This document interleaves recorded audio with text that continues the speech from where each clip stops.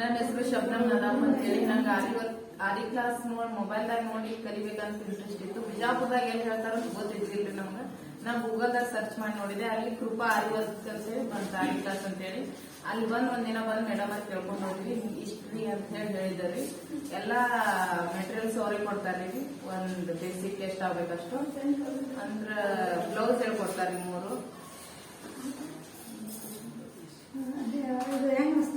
Class ಚಲೋ ಐತ್ರಿ ma'am. ನೀವು ಒಟ್ಟ ಸಿಟಿಗೆ ಬರಲ್ರಿ, ಏನಾರ ಹೇಳಿದ್ರು ಚೆನ್ನಾಗಿ ಅರ್ಥ ಆಗಂಗ್ ಹೇಳ್ತೀರಿ.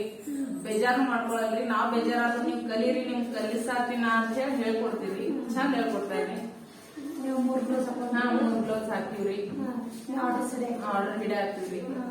ನೀವು ಹಾಕಿದ್ದು ನಮ್ಮಲ್ಲಿ ಬಂದ ಆರ್ಡರ್ಸ್ ಹಾಕಿ ತಗೊಂಡಿರಿ.